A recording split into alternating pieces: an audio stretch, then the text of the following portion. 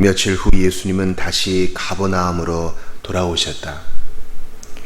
예수님이 집에 계신다는 소문이 퍼지자 많은 사람들이 모여들어 문 앞까지 꽉 차서 발 들여놓을 틈도 없었고, 예수님은 그들에게 하나님의 말씀을 전하고 계셨다. 이때 네 사람이 한 중풍병자를 메고 예수님께 왔다. 그러나 사람들이 너무 많아 그를 예수님께 데려갈 수가 없어서 그분이 계신 곳에 지붕을 뜯어 병자가 누워 있는 들것을 달아내렸다. 예수님은 그들의 믿음을 보시고 중풍병자에게 얘야, 내 죄는 용서받았다 하고 말씀하셨다. 그러자 거기 앉아있던 몇몇 율법학자들은 속으로 이 사람이 어째서 이런 말을 하는가? 하나님을 모독하는 말이다. 하나님 한 분 외에 누가 죄를 용서할 수 있단 말인가 하고 생각하였다. 예수님은 즉시 그들의 생각을 아시고 왜 그런 생각을 하느냐?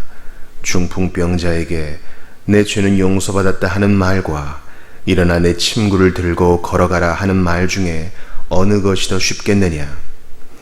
땅에서 죄를 용서하는 특권이 내게 있다는 것을 보여주겠다 하시고 중풍병자에게 내가 너에게 말한다. 일어나 침구를 가지고 집으로 돌아가거라 하고 말씀하셨다.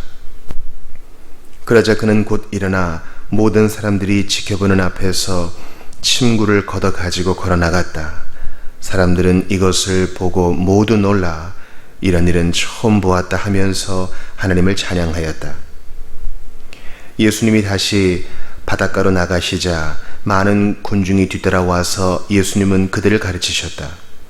그런 다음 길을 가시다가 알페오의 아들 레위가 세간에 앉아 있는 것을 보시고 나를 따라오너라 하시자 그가 일어나 예수님을 따랐다. 예수님은 레위의 초대를 받고 그의 집에 가서 식사를 하시게 되었다. 예수님을 따르던 많은 세무원들과 죄인들도 자리를 같이 하였다. 이것을 본 바리새파의 율법학자들이 예수님의 제자들에게 어째서 당신들의 선생은 세무원이나 죄인들과 함께 식사하시오 하고 물었다. 예수님은 그 말을 들으시고 이렇게 말씀하셨다. 건강한 사람에게는 의사가 필요 없고 병든 사람에게만 의사가 필요하다. 나는 의로운 사람을 부르러 온 것이 아니라 죄인을 부르러 왔다. 요한의 제자들과 바리새파 사람들이 금식하고 있던 어느 날 사람들이 예수님께 와서 요한의 제자들과 바리새파 사람들의 제자들은 금식하는데 선생님의 제자들은 왜 금식하지 않습니까? 하고 물었다. 그래서 예수님이 그들에게 대답하셨다. 신랑의 친구들이 신랑과 함께 있는 동안에 금식할 수 있겠느냐? 그들은 신랑과 함께 있는 한 금식할 수가 없다. 그러나 신랑을 빼앗길 날이 올 것이다. 그때에는 그들이 금식할 것이다. 낡은 옷에 새천 조각을 대고 깁는 사람은 아무도 없다. 그렇게 하면 새로 기운 것이 낡은 옷을 잡아당겨 더 많이 찢어진다. 또 새 포도주를 낡은 가죽 부대에 넣는 사람도 없다. 그렇게 하면 새 포도주가 부대를 터뜨려 포도주와 부대를 다 버리게 된다. 새 포도주는 새 부대에 넣어야 한다. 어느 안식일에 예수님이 밀밭 사이로 지나가실 때 제자들이 함께 가면서 밀 이삭을 잘라 먹었다. 그러자 바리새파 사람들이 예수님께 보십시오. 저 사람들이 안식일에 해서는 안 될 짓을 하지 않습니까? 하며 트집을 잡았다. 그래서 예수님은 그들에게 이렇게 대답하셨다.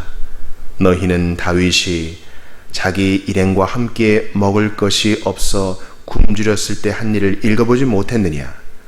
아비아달 대제사장 때에 그가 하나님의 집에 들어가 제사장 외에는 아무도 먹을 수 없는 차림빵을 먹고 자기 일행에게도 주지 않았느냐? 그러고서 예수님은 다시 말씀하셨다. 안식일은 사람을 위해 있는 것이지 사람이 안식일을 위해 있는 것이 아니다. 그러므로 나는 안식일에도 주인이다.